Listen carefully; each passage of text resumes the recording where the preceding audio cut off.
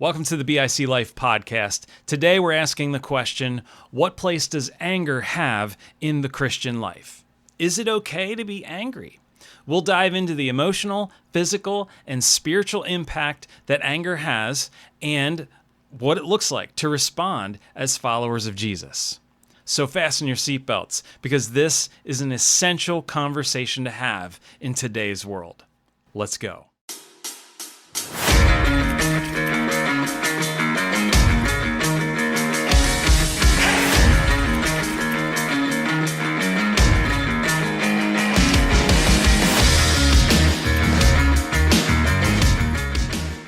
Hey everyone, thanks so much for joining us on this month's BIC Life podcast. This is where we talk about life and faith in Jesus from a Brethren in Christ perspective. My name is Ryan Stockton. I'm a pastor in the Brethren in Christ. I'm joined, as usual, by my friend and fellow BIC pastor, Scott McPhee. How you doing, man? Good. How you doing? Good. Doing all right. Doing all right. You know, we're preparing right now for the snow coming up. By the time this episode comes out, the snow will have already happened. I'm predicting. All right, I'm taking bets now here, guys. The predictions have been all over the map for how much snow we're getting.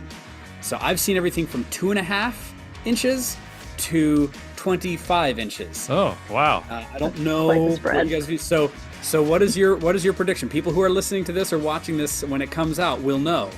So what are we predicting here? Oh, well, I'm not a prophet, but I'm guessing at least 12 inches in my area, at least. 12 for you? Yeah. All right. Those of you who are watching or listening, you know we have a guest here. I'll introduce her in just a second. Carrie, what do you think? What's your prediction? Yeah, I think I'm going with like 17 inches here at our Hershey Palmyra location. Yeah. Cool. Our predictions are kind of on the lower end. I think Central PA's predicted to get a little bit more than us. I'm going to go with 10 for us, and we'll just see. We'll see what happens.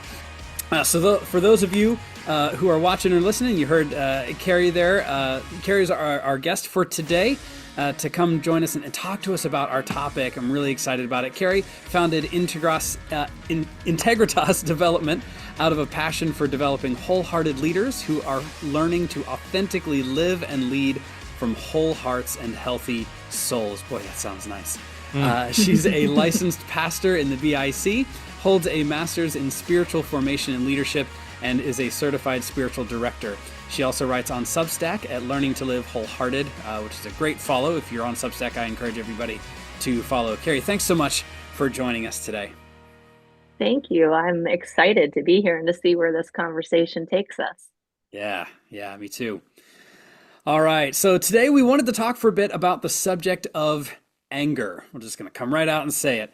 And actually, in our last episode, we talked about a particular rendering, a particular version of the Christmas song, O Come, Emmanuel, which was done by the Christian metal band Skillet. And so, Scott, why don't you start us off, man? Tell us why we're talking about that song today and why we're talking about anger. Yeah.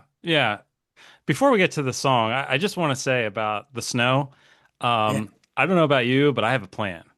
You got a plan? I am not letting it get to like 12 inches and then I go out and shovel. Like I'm going to shovel like every 3 inches, just get out there and do it quick, and there's the potential for anger. You know why? Because, you shovel your driveway and you spend all that time, all that work getting it out of there. And then comes the snowplow.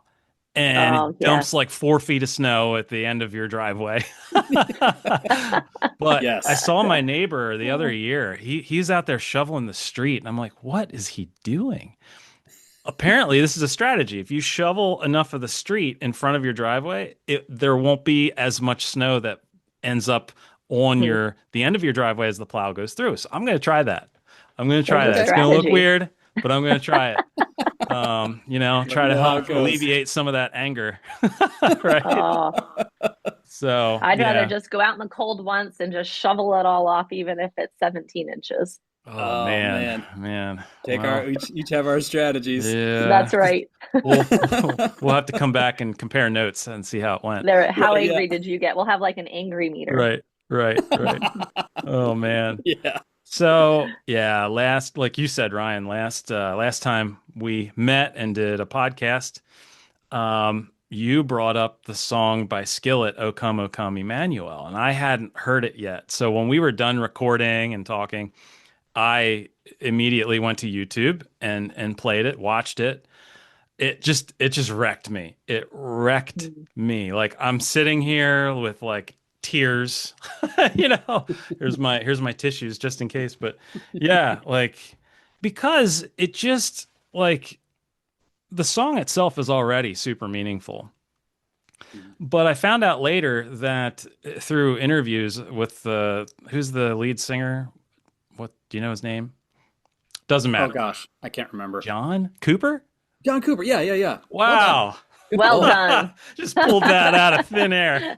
Anyway, Well done. yeah, I was watching John and he was talking about like the motivation for even doing that song. And part of it was they were really intentional about wanting to offer something for families that have lost kids. Hence why Mm. the video opens up with John sitting at beside the hospital bed, the empty hospital bed, right? As you can imagine, if you've been Dude. following along with our podcasts, that highly resonated with me from the get-go. Mhm. Um, because I had, sat beside a hospital bed for a long time. And Mm. even just even those feelings of like, if I could go back to the hospital bed, like I would. Um, Mhm. you Mhm. know, but I'm thankful to know where my son is now. Mhm. But still, that song, like, just the video itself opening up like that, just absolutely wrecked me. But I also loved, like, I don't know who did the production, but they nailed it. They Mhm. absolutely hit it out of the park. Yeah. The visuals are just like, so it starts off in the hospital room and his singing is a prayer, right? We talked about O Come Emmanuel as a prayer. His singing is a Mhm. prayer.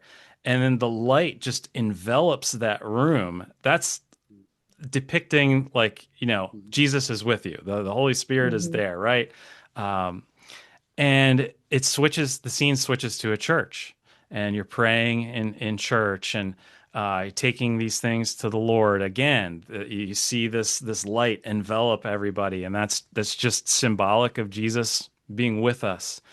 But there are those moments in grief where, I don't know, just speaking from my own personal experience, I've had moments where just this anger comes out. I'm not really angry at the doctors. I'm not angry at anybody in particular, not even myself. Um, just angry at the fallen world that we live in that, causes all kinds of suffering like this. Mhm. Um, and I think of, even Jesus suffering on the cross and just the rebellious spiritual forces just reveling in that. And then I parallel that to like the suffering that my son experienced for really most of his life, not even just illness, but just life in Mhm. general. Like he had an uphill battle the whole time. Mhm. And so I don't know, just thinking about the spiritual part of life and the battle that we're in, it just kind of triggers something in me.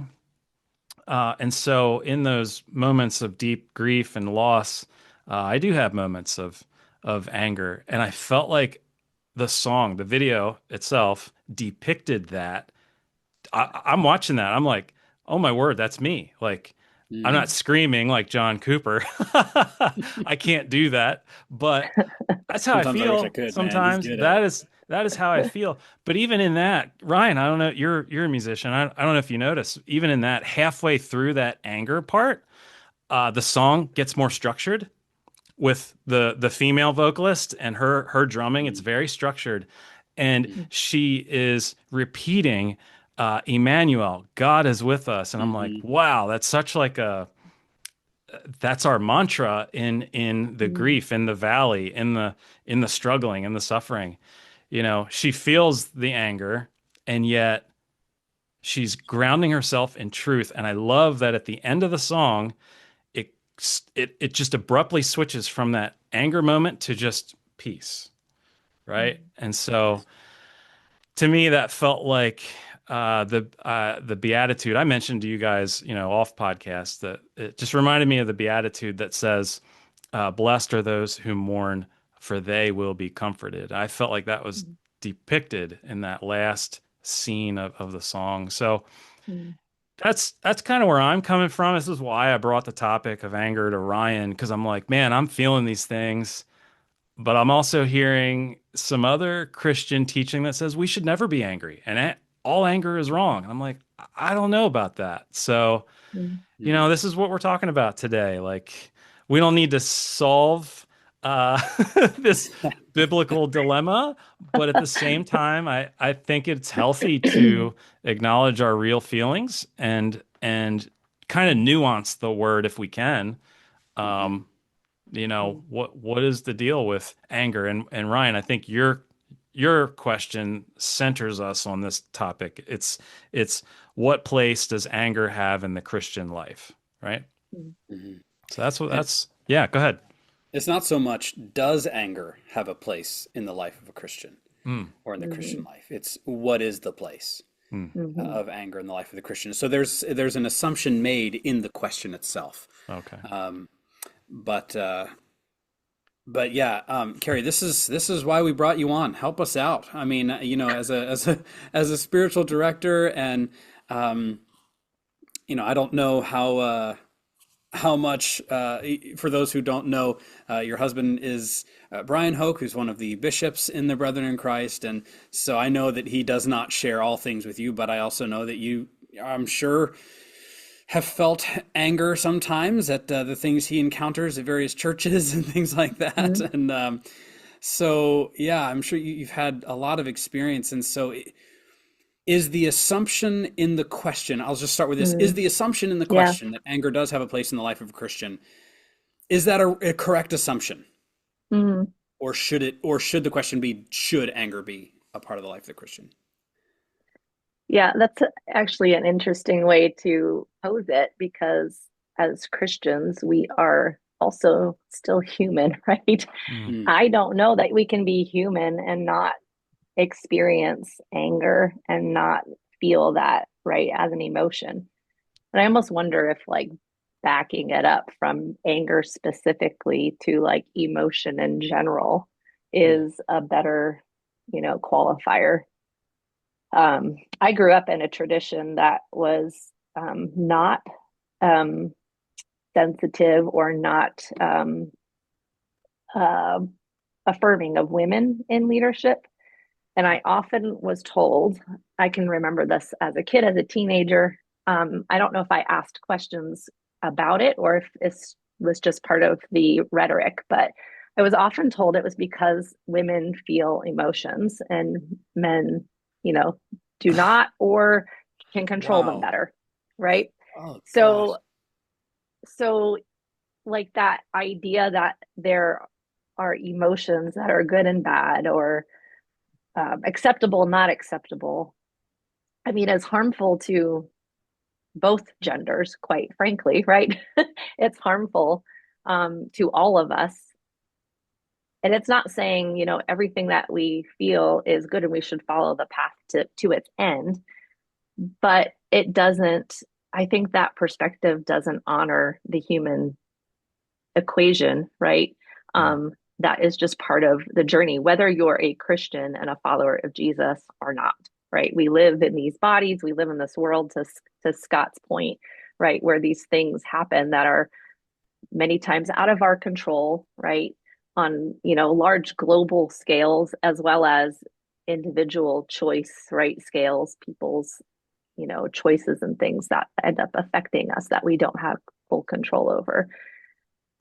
And what good do we do to ourselves if we say, well, you can't feel that, or that's mm. not right, or stuff that in your box, right? Yeah. Um, Hide, like that's not appropriate. And so, like applying that to anger specifically, um, Yeah, I just think your question and posing it with that assumption that we are going to feel and experience anger. And how do we do that in a way that honors our human experience and the experiences of those around us, and that invites us to, continue to endeavor to follow the path of Jesus? What does it look like to manage and experience and help others in their journey as well, right? In the light and love and grace of Jesus. Mm. Is this something that you have to walk some people through? Like when people come to you spiritual direction, and I know it's not technically counseling or clinical Mm-hmm. therapy spiritual direction, but I imagine there are elements of that kind of practice in your work. Do you find that you have, especially with people who are in ministry, do you find that you have to kind of counsel people into permission to feel? Absolutely. Yeah. Yeah. Yeah.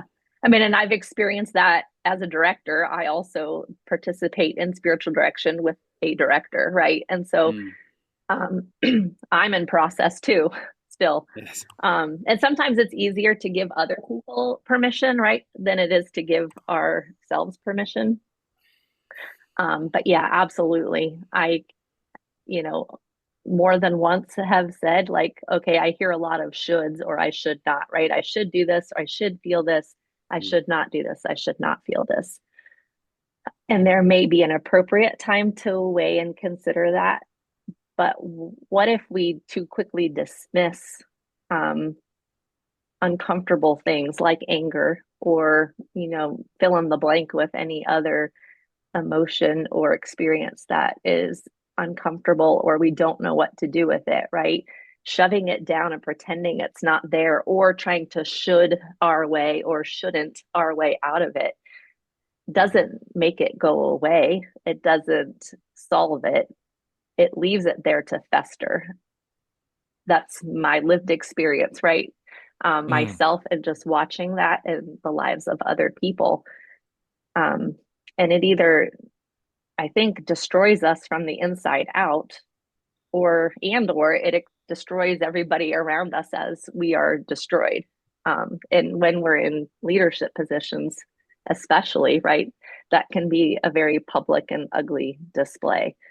um, I wonder if too many times, again, whether it's anger or some other emotion or issue that is uncomfortable or we're not accustomed to talking about, if that under the surface festering doesn't somehow um, implicitly or explicitly cause our some of the demise we see on a grander scale in terms of leaders falling. mhm, mhm. Yeah. Carrie, I like how you started us off kind of zooming out from anger a little bit and looking at all emotions. Because I feel like that's just kind of, you were talking about some of the dangers of not acknowledging and not dealing with anger, and sometimes that can just kind of spill out to devastating consequence. And I feel like that can happen with any emotion. Mm-hmm. And I think in some ways anger gets a bad rap because so often the ways that we see anger dealt with is so can be so destructive or hurtful. Um, we don't like the way it makes us feel, Mm-hmm. um, but at the same time, I feel like it gets a bad rap because there are so many other ways we can deal with our other emotions that can be just as harmful in various ways. Sadness, sadness can so quickly, so easily lead to isolationism, Mm-hmm. to bitterness and resentments, which then can grow to anger. Um, even even joy. Sometimes I Mm. have found that in my joy, I can forget other people. Mm-hmm. Joy can sometimes turn you in on yourself almost as much as sadness can. Um, Yeah. because yeah, so I appreciate you reminding me that this isn't just a conversation about anger. This is it's the emotion that Scott and I have wrestled with a lot recently, Mm-hmm. given our situations. But But this isn't just a conversation about anger. So I Yeah. appreciate that perspective. Yeah, although I do think both from your very personal journeys to, any of us just living in this context today and seeing any number of the things that are happening on a scale larger than our own personal lives, right? Like Hmm. anger, I think, is underneath the surface Mm. Hmm. of many of us, regardless of what our personal journey has been or is. Yeah. So Yeah. I think one of the reasons why this question is so complicated is because we carry these misunderstandings about anger, that it's the bad emotion. Like there are Mm. good Hmm. emotions and bad emotions and stuff like that. So what are some of the I guess I'll say, what are some of the assumptions or things that we, especially we as Christians, get wrong about anger? What do we get wrong about it Hmm. that causes such a blind spot for us when it comes to this emotion, do you think? Scott, Carrie, either of Yeah. you. Yeah. Well, I mean, just Carrie made me think of just even the permission to allow ourselves to be angry. I was reading a little bit earlier today on this, and one of my favorite verses is James 1:19. Um, everyone should be quick to listen, slow to speak, and slow to become angry, uh, because verse 20, human anger does not produce the righteousness that God desires. It I like doesn't that. say Hmm. you Like that can't qualifier. become angry. Yeah. And I love that it distinguishes like human anger, right? So Hmm. there's something there that's different. Yeah. And also, I think of Paul, one other example. He quotes the Old Testament in Ephesians 4 when he says, um, well, goodness, where is it? In your anger, do not sin. Yeah. So he's already Yes. assuming, There's you're an assumption right there. there it is. So, Hmm. so there's some sort of permission there that like, you know, I mean, God gave me this emotion, right? Uh, Clearly there's a purpose for it. So I guess my thought is, and sorry, Ryan, I already lost track of your question, but my thought here is like, how do I express it? What's my motivation behind it? Yeah. Is it harmful to other people and even the gospel, or um, is it somehow drawing people to Christ? Because Mm-hmm. I think it can do that too. But Yeah. Hmm. Yeah. Yeah. Well, I like the way you're thinking about that and what you're posing there because I think, or I wonder if anger can be an invitation. Actually, everything we feel, but anger in particular is an invitation to curiosity, mm, about ourselves, about God, about what He's up to, right? And if we can pause long enough to be curious about it, we might discern, right, that way forward and the answers to those questions, which are going to vary depending on, what the situation is or the person, right? Because I wonder too if part of the curiosity is, what am I actually angry about, or who or what is the object of my anger? yeah, um if you are familiar with any level of like psychology, like 101, I think we know that anger is often considered a secondary emotion. I don't know if that's a psychological term per se, but just that idea that often, I won't say always, but often, if we dig down into the anger, we're going to notice and um, become aware of other emotions that may more aptly describe what it is that we're feeling. It's Mm. easy to say anger, like we know what that is, we know what that kind of looks like,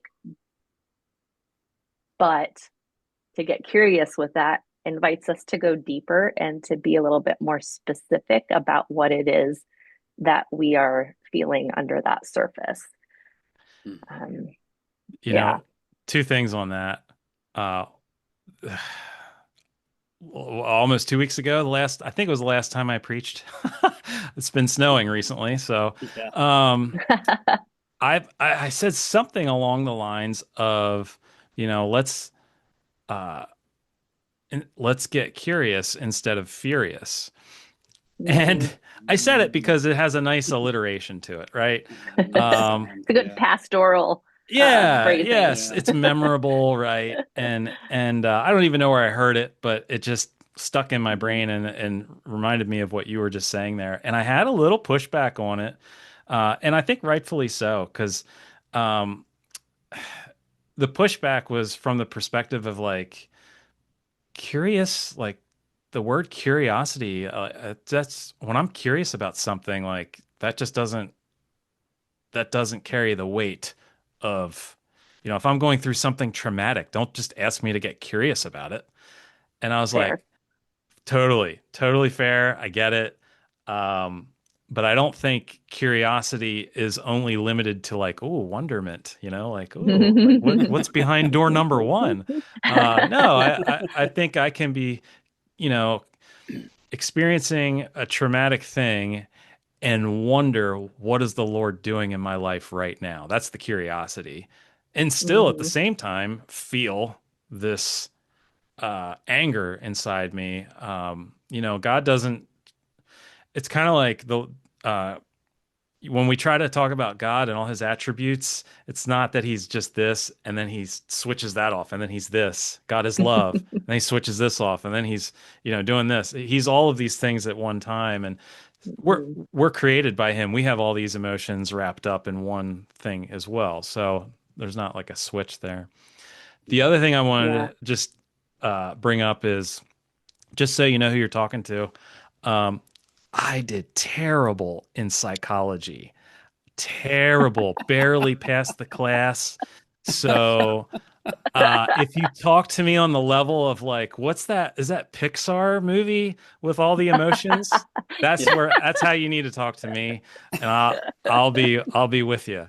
Yeah. The whole time you're talking, I can't remember the name of the movie, but I I can't had remember the name of it, but yeah, the the little anger, colored like the short characters. fireball The Inside anger Out, right? guy.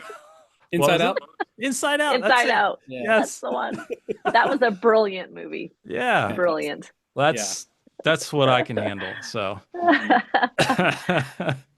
Well, and I Yeah. wondered about Christians' experience with emotions and stuff. And we have a hard enough time allowing emotions in our lives, giving us permission, our own, on our own. But then I wonder what it does to our perception of Jesus. So like, I think about something Hmm. like the TV show The Chosen. Hmm. I watched that show, big fan of the show. Um, Jesus shows a lot of emotions in it, and that's actually one of the Sure does. reasons why I enjoy it, Hmm. because it shows a Jesus who's like cutting up with his friends, and being sarcastic and rolling his eyes and cracking jokes and laughing and crying and getting angry and um, frustrated and all this kind of thing. And that has actually I've heard criticisms of the show because of that. Like Jesus should be above all of that, like and so you see that in some of the in previous portrayals of like Jesus movies and stuff where Jesus is this calm, unflappable. There's no you can't even like read his face. His words are always so I don't know, it doesn't even seem real. Hmm. And I know that I don't know if this is all of like Catholic belief, and I don't want to speak for all of Catholicism here, but I know there is part of Catholicism that talks about the perfection of Mary and how she didn't even experience pain at childbirth with Jesus, and how she was kind of above all of that, and so there's this impression that the super pious, the super religious Mary, Jesus, if you are really mature, if you're really Hmm. holy, you'll be, you know, smooth sailing. You won't experience the um, unpredictable nature of emotions. You won't experience the rocky nature of uncertainty and all this kind of thing. So I feel like maybe even if we can get to the point where we I'll give ourselves permission. I wonder if it gets to the point where do we have a God who understands our emotions then? Or Mm, do we have an incarnated Messiah who didn't understand those emotions, who was yeah. so pious and level, just kind of spewing some thoughts out there. Do you have any Mhm. thoughts or response to those, Carrie? Yeah. I think that's an interesting angle to take to kind of look at this topic in that our perception or understanding, I don't want to just say, oh, it's just what we feel about Jesus, right? Like the theological, the constructs we have around who Jesus is, who he was, his humanity versus his divinity, right? Which part of that we emphasize in our traditions or in our own understanding. Mm-hmm. Um, Probably necessarily affects the way we view, right, ourselves and our own navigation of life and what is allowable and what is not, and all of that. And I mean, in the practice of spiritual direction, that is a part of what, we do together, what a directee is there to do, right? It's to dig deeper at leaning into God, into Jesus, developing that intimacy. And most times we end up talking about perceptions of Jesus, right? Perceptions of God.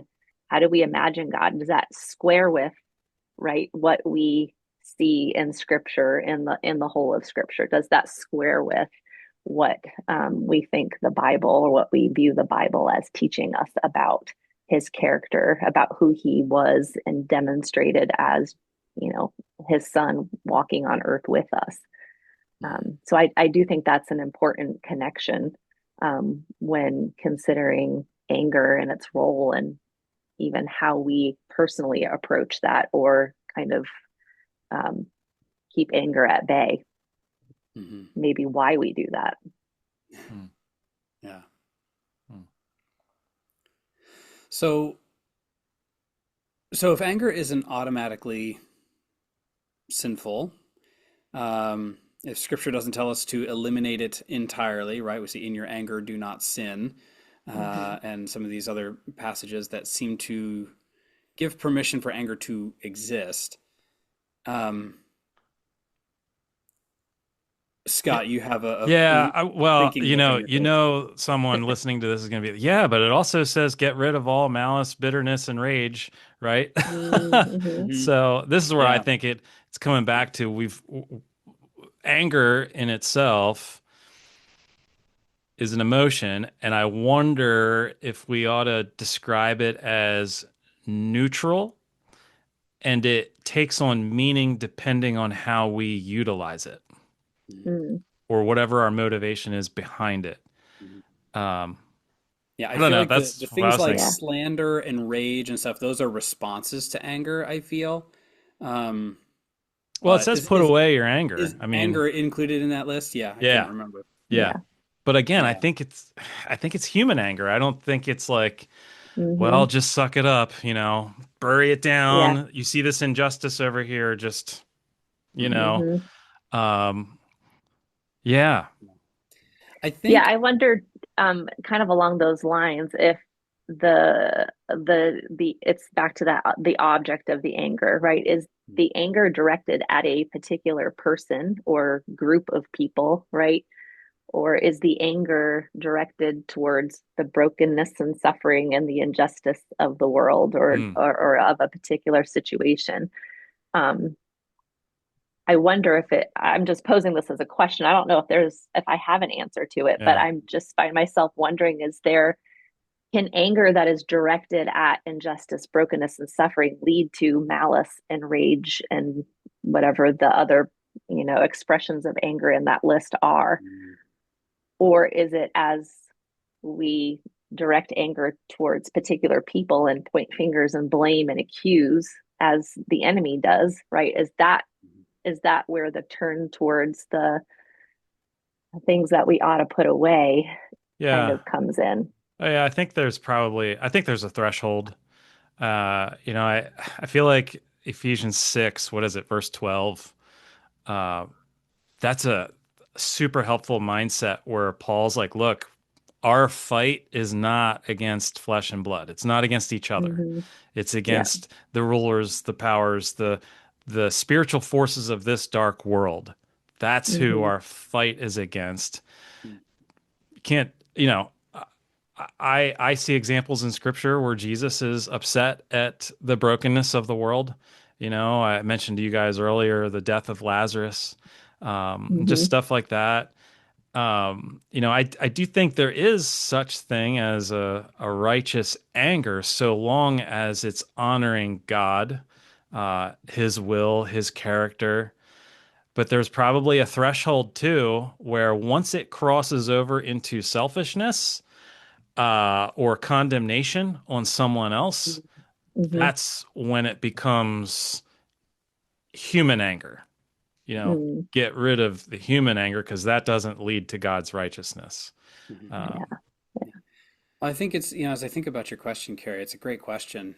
Um, I wonder if it has less to do, I wonder if it has less to do with the object of our anger or how we how we deal with it or the container we use to hold that anger. I think about the fruit of the spirit, and how we can employ the fruit of the spirit to deal with our anger.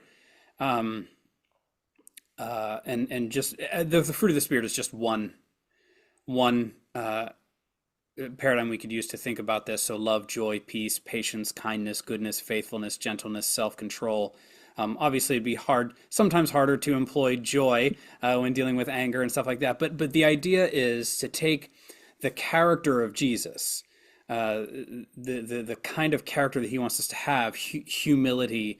I think curiosity is a part of that, integrity, things like that.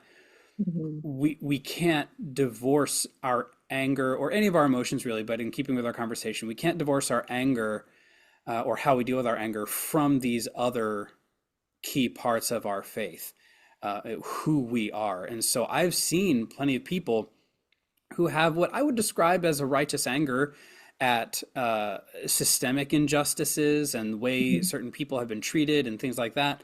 Um, but in their anger, not dealing with it in great or healthy ways. Um, and then because it's an anger at a systemic injustice, trying to find a face for that systemic injustice then can Yeah. sometimes make it much more personal, and things like that, and then drive wedges between people and things like that. So anyway, yeah, as I think about your question, that's where my mind is taken. How we deal with that anger in the character of Jesus matters, as to whether we're going to do it well, I Yeah. suppose. But yeah, it's interesting. Yeah. Yeah. Um, Ryan, I love that you brought up the fruit of the spirit. mm, Um, so I was just looking at the last one there, self-control. yeah. Hmm. Maybe that's why that's there, you know? I just did a quick word search on that. Mm, Word study on that. So it says self-control. It's the trait of resolutely controlling one's own desires. Um, so controlling your own uh, desires so that they don't produce unwanted actions. mm. Um, yeah, and I think anger would fit that bill, like uncontrolled anger, right? Yeah, Uncontrolled. well, and there's that tension again, right? Or will the ultra pious, the ones who've got the fruit of the spirit down, will they be that even Stephen without experiencing anger, without getting all, like there's that tension, Mm. right? Like, okay, we're supposed to be characterized by self-control, but what does that mean then for our anger and all Yeah. this sort of thing? So, Well, for me, the idea of self-control and managing, right, anger, that's another word mm, that was used advising us in terms of anger scripturally or putting it away. Like we have to know it's there and we have to acknowledge its presence in order to be able to control it. Is that a fair statement? That's kind of how I'm thinking about it, right? Like if Yeah. I pretend it's not there or I try to shove it down and hide it because I don't want anybody else to see it, is that actually controlling it or Is that pretending? Is that Mm. shoving it aside? Like, to me, there feels like there's a nuance there. Yeah. Yeah. Maybe there What do you needs to guys be a think? surrender of it, Mm, like asking for the Lord's peace, Yeah. you know, Well, um, there's, I think, or wisdom. finding the I don't know. appropriate yeah. place, going back to the starting question, what is the place of anger in the life of a Christian? We have an expression in recovery settings that say your kids are your emotions are like your kids in the car. You don't throw them in the trunk, but you don't let them drive either.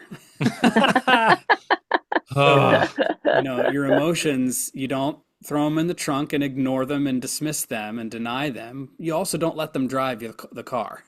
Right. There well, is Yeah. there is an appropriate place for emotions. unfortunately, that's no longer true in my house. Well, yeah, okay. Yeah, my son just got his permit too, and we're Oh we're my going through goodness. it. Uh,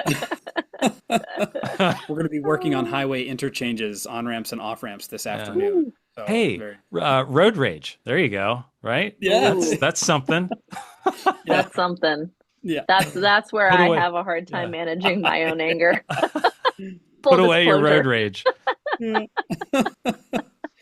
So, Uh, okay, so if anger isn't automatically sinful, if Scripture doesn't tell us to eliminate it entirely, is there a way that anger can actually be good Mm, for us? Can anger be a good in the life of a mm, Christian?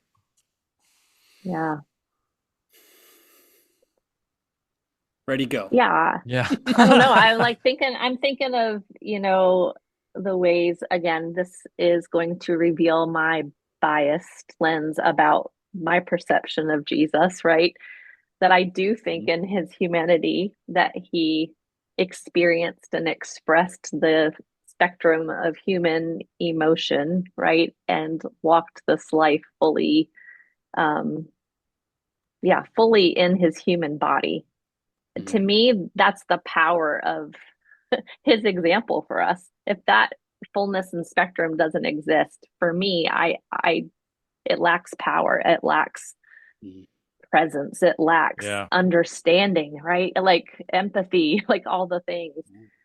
And so, I mean, we would point to, I think, as kind of the ultimate example of Jesus maybe expressing anger, like in the temple, right? Like when Mm, he's creating his whip and driving out the money changers. Mhm. Jesus at first glance seems to be just lashing out, right? Gets his whip and he's ah.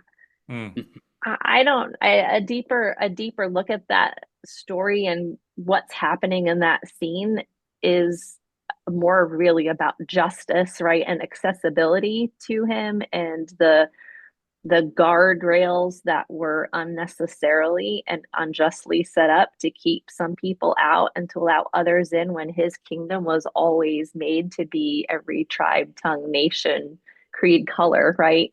Um, and so his demonstration of anger in that arguably anger in that scene is not a lashing out. It's an intention to set things right. mm. So Mhm. how does anger, um, how does it become good, or how do we find a way to express anger or to experience anger in a way that is good? Yeah. I do think it has to do with justice, and I think it has to do with a desire, godly desire to set things right Mhm. and to see the world in the way that God would want it to be, right? Not as it is, but as it should be. Mhm. Yeah. Mhm. There's several things in there that I love what you just said, and I'm not going to remember all of them. But one thing was set things right. Like that's gospel. Like God is all about the work of restoration. Mm-hmm. Restoring His kingdom, His people.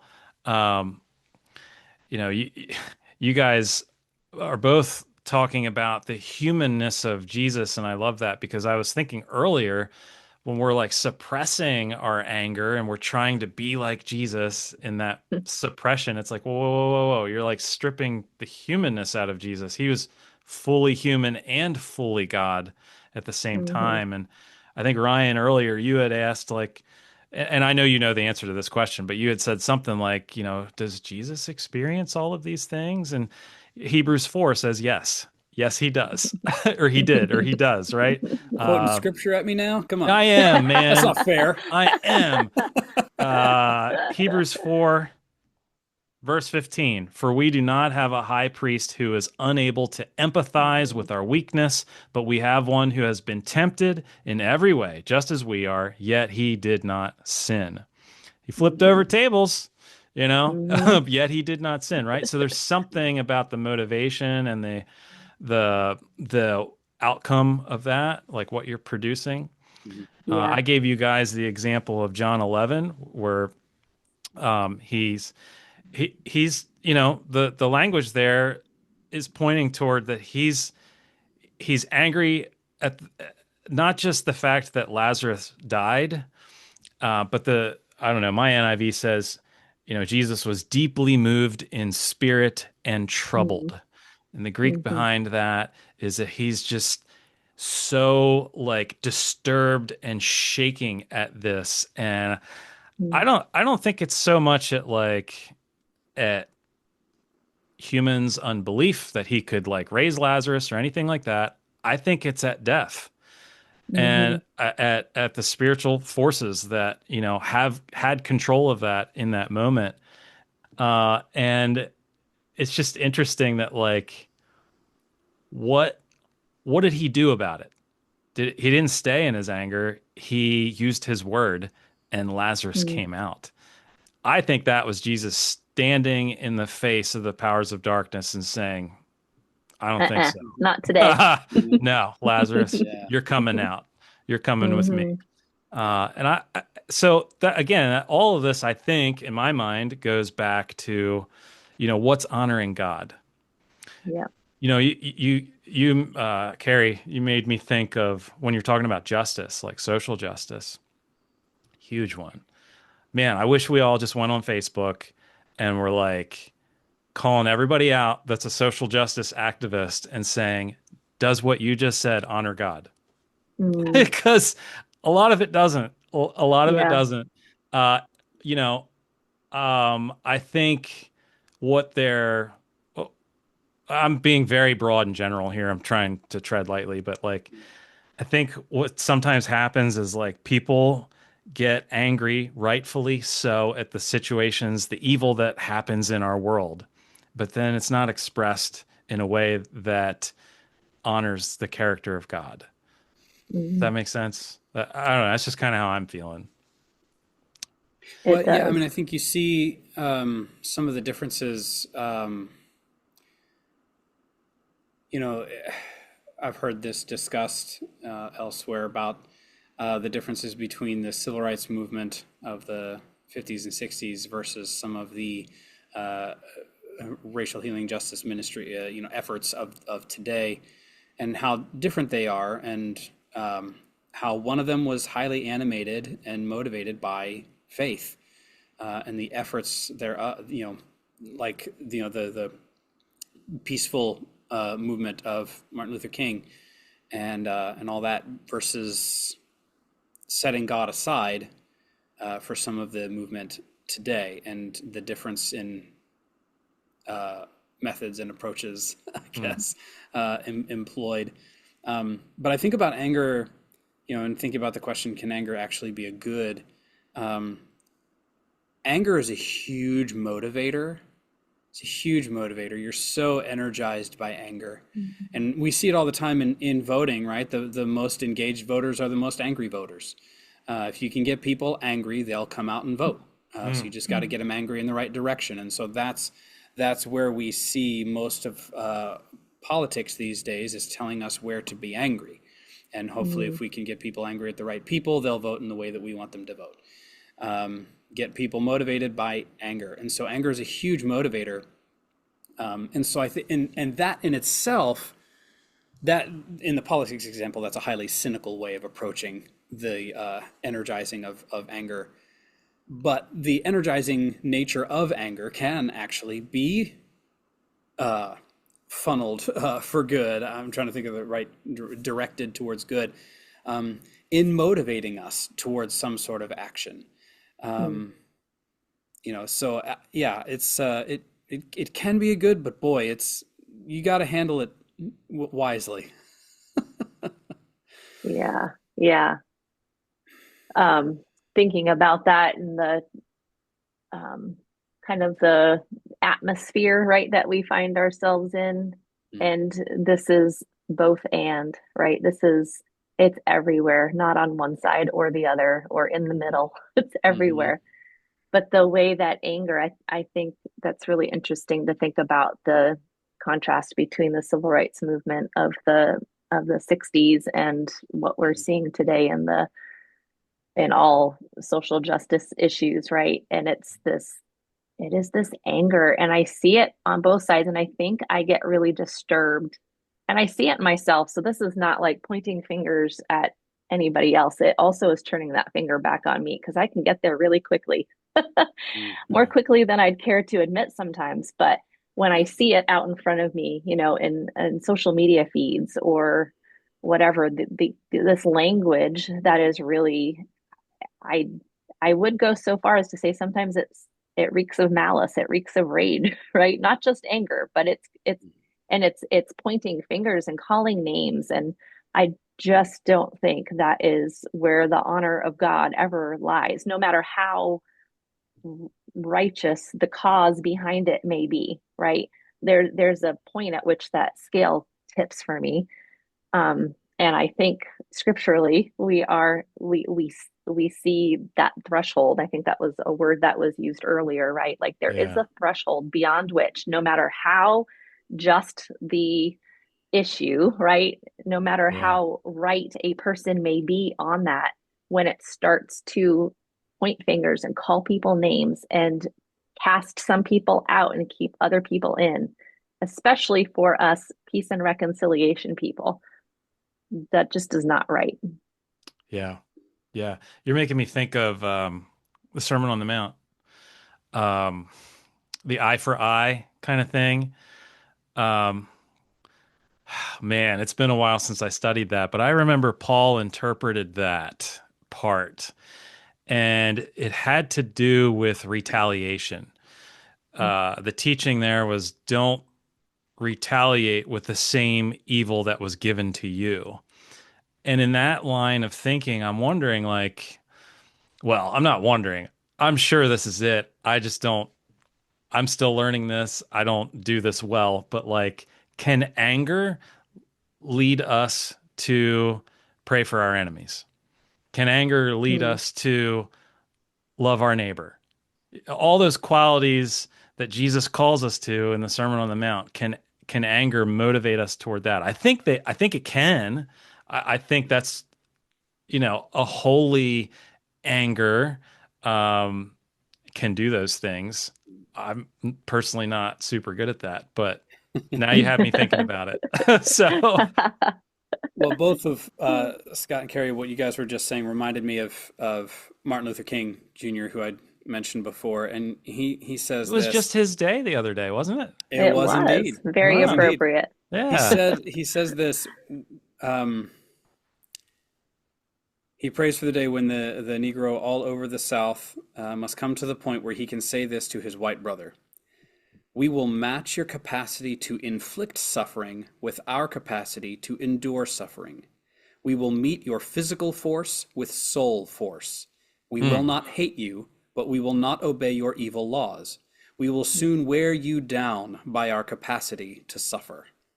So, in winning the victory, we will not only win freedom for ourselves, but we will so appeal to your heart and conscience that you will be changed also. The victory will be a double victory. We will defeat the evil system and win the hearts and souls of the perpetrator of the evil system. That's the Mm-hmm. turn the other cheek. Powerful. That I is it. love that. Don't retaliate Mm-hmm. with the same evil. Yeah. I love that. Yeah. We will wear you Mm. down by our capacity to suffer. I feel like anger, they had reasons to be angry. And I'm sure they 100%. were. But I think a lot of that anger was channeled. That's the word I was looking for earlier. Channeled Mm. to an appropriate end of nonviolence. Mm-hmm. And in that witness, it's so easy to fight fire with fire. it's so easy to, in our anger, return a volley that was just returned to us. Um, it takes a lot more strength of character, Jesus-like character, to suffer, Mm, to channel that to some sort of nonviolent end that may turn out badly for us, mm, um, but in the process, win hearts and minds of those watching, mm. even if it does turn out badly for us in some ways. Um, so yeah, your thoughts were just reminding Mm, me of that particular quote. Yeah. Well, I think that's really powerful too, because it's very clear in there. He is not diminishing what they are experiencing, right? He is not pushing anything down, not trying to cover it over, Hmm. um, either by turning a blind eye or by just blanket forgiving it, right? Like no, this is happening. This is harmful. This is hurtful, and it is causing suffering. Yet, Hmm. like like you said, there's a measured response that really demonstrates the self-control we were referencing earlier. Hmm. mm. Um, Hmm. yeah. I love Yeah. that. Like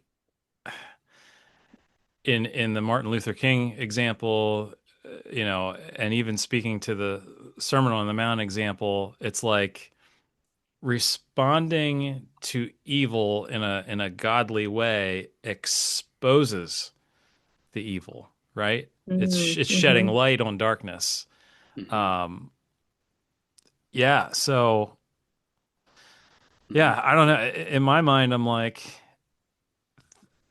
evil should upset me, right? It upsets God. Yeah. It should upset Yeah. me.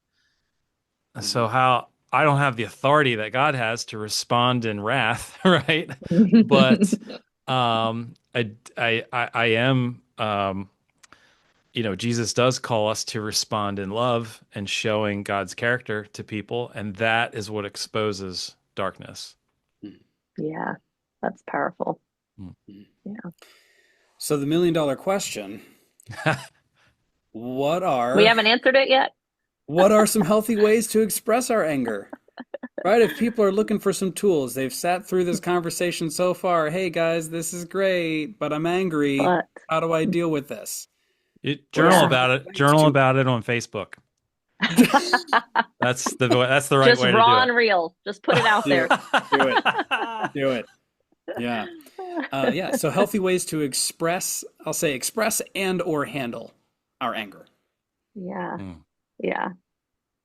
Well, I mean, as with anything in the life of faith, I think we need other people in our space, right? Like trusted people who are on the journey with us, who know us, who can hold up a mirror. Because I think sometimes we might even think we're managing our anger and we deceive ourselves, right? Um, so having those safe spaces to expose, to bring it to the light, right? To admit mm, it, to just acknowledge it's there, and then people to faithfully be with me as I try to leverage the self-control and seek God for, the discernment to know what is the right response and to know myself. Search me and know me, oh God, right? Like, yeah. Hmm. uh, is my anger right now directed in a way that honors you, or is it not? So that self-examination piece um, has got to be part of the the process too. I would add that, there's going to be times, just because I've experienced it, there's going to be times when I'm not able to control. Um,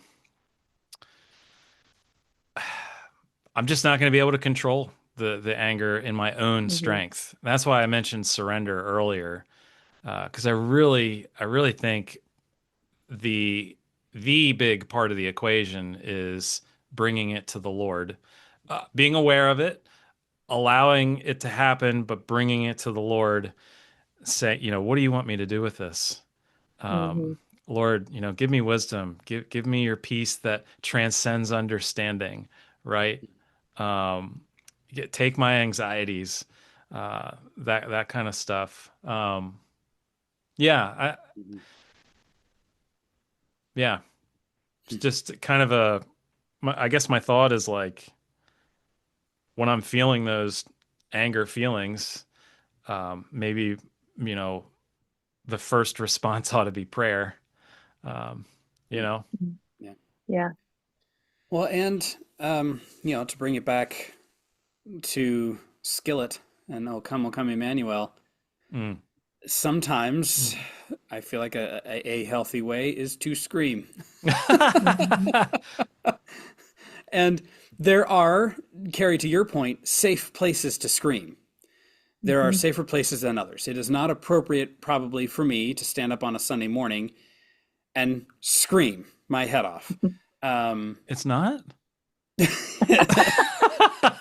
um, Note to self. I mean, Oh. maybe sometimes I don't know. It's not to say that anger does not have a place in the pulpit, but um, like what John Cooper was doing in that break when they go to the bridge, and he doesn't say a word. He just screams. He's just like, "Wah!" And it sounds so cool. Yeah. But I mean, my goodness, it's a guttural from somewhere in there that Mhm. it's not a word, but man, does it preach. hmm Yeah. Man, does it Yeah. speak. And so I feel like, talking about healthy ways to express our anger, finding a safe space and then sometimes screaming can be Mhm. helpful. Um, but again, finding the right places. Um, it's kind of like with the emotion of sadness, bringing in another emotion here. Um, how it's appropriate. It's probably not appropriate for me all the time to stand up front when I'm sad and just cry the whole time from up front. Um, but to not cry when I'm sad would not make a whole lot of sense for me. Mhm. Crying Mhm. is a very out loud physical physiological response to sadness, as screaming can be for angers, but finding the Mhm. right place for that, maybe not, a crowded Route 30 driving down and getting stuck behind some big truck and you're just like, "Blah!" and whatever, I don't know, but finding the right places sometimes Yeah. can be helpful. Yeah. Yeah, I think that's a really powerful reminder too, that our emotions, right, are not just things we feel on a heart level, but oftentimes there is that physiological feeling. Like when I get angry, my cue is like I start to feel this tightness in my chest, right? Like and it just Mm, like rises up through my mm, chest and into my throat. yeah. And like I know that is anger, right? And so if I can start to notice what are my body's cues, right? Hmm. And for sadness, emotional release of that feeling in our bodies is the tears, right? And Mm, the sobs, like when we're really crying, like our body is heaving and sobbing and we can't control it, right? yeah. Um, so finding those ways to release and metabolize, help our bodies metabolize the strong feelings that we have. For Mm, me, it even used to be I can't do it anymore because my joints are getting too old and they scream at me. They get angry when I use them in this way. But I used to run.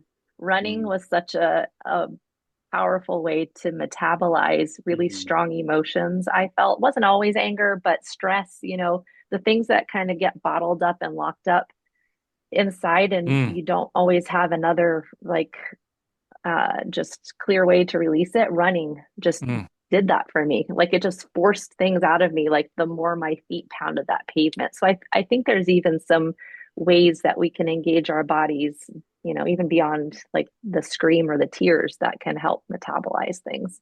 yeah. I I wasn't gonna say this, but I feel like what you just said, maybe that's a nudge from the Lord. So I'll just tell all our millions of people that listen to this. Um, Ryan, I like to work out. Uh-huh. Have you ever cried when you worked out? You don't Only have to when admit this. You can, only when I'm trying desperately not to throw up. okay. I get that. But like since our loss in our family, like Mm, working out in the same way that Carrie's explaining running. This is happening to me, like especially when Mm, I'm here by myself. at my in my house. I feel free enough, like my emotions just come out. Yeah. I feel like I lift more too, which is funny. But I'm like, tears are That's the just coming adrenaline, man. down. I'm like, Yeah. and yes, I will yell out like to get those last couple reps. And I know actually scientifically Mhm. that's it's not an okay at LA Fitness. It's not an okay thing at LA Fitness or the gym Right, or right. whatever, but it's okay Planet here. Fitness, yeah. Yeah. Maybe Gold's Yeah. Gym you can do that. I don't know, Right. but Yeah. yeah, like there's just something physical that happens in those moments. And so I usually have these headphones on. Hmm. They can go wireless, and I have Alex's Amazon playlist playing as I work out. Mhm. So I'm Mhm. kind of setting myself up for it.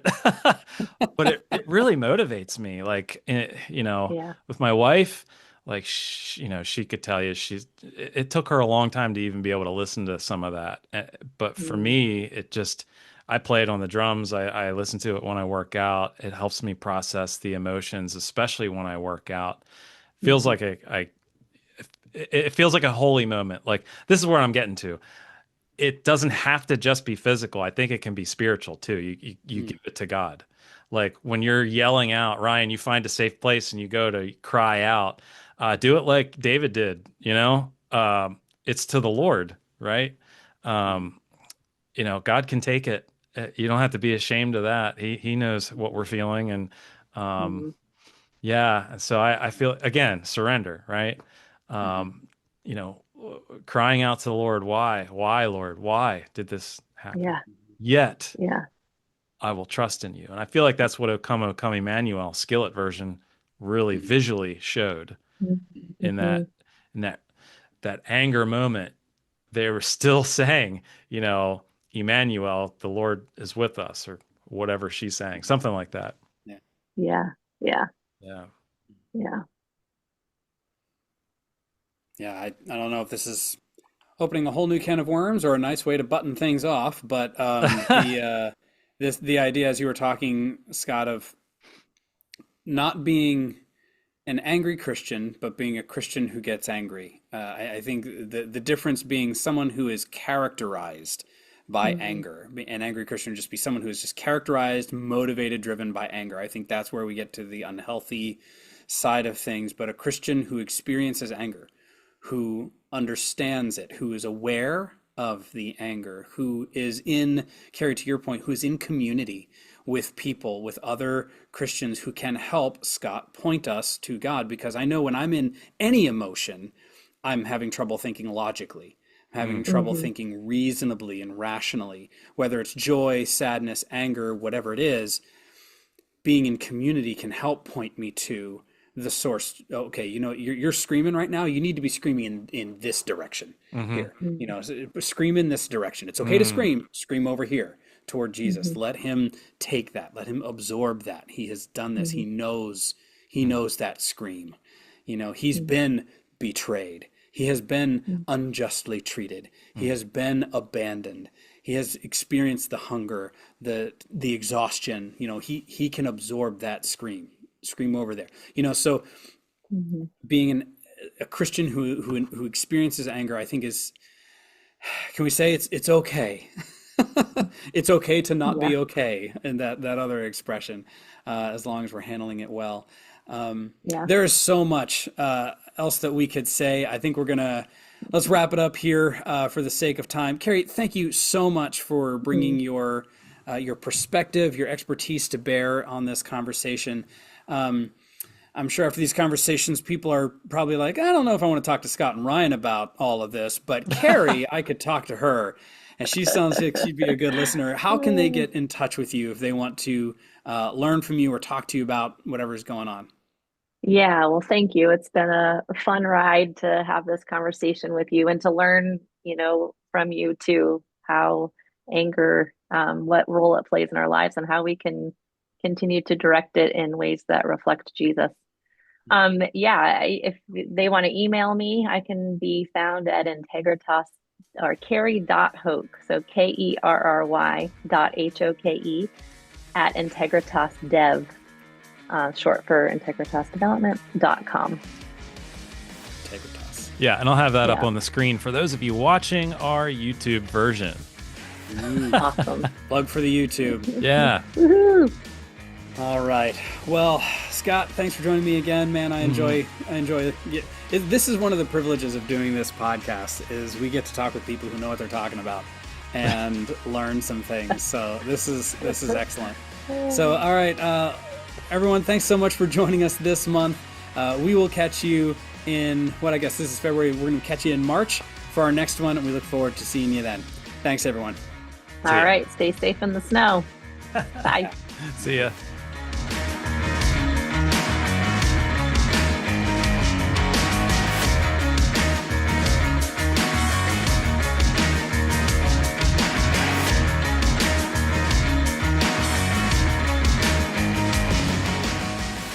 Hey, thanks so much for hanging out with us today. If you've been encouraged by this episode, don't forget to hit those like and subscribe buttons and help us grow our podcast by sharing it with people that you know. We'd also love to hear your thoughts about today's episode or really any topic that you'd like us to talk about. Just send us an email at biclifepodcast@gmail.com. And if you'd like to help us continue making content like this, head over to our website, biclifepodcast.com, and just click on that Support Us tab. Thanks again for listening, and we will catch you next time.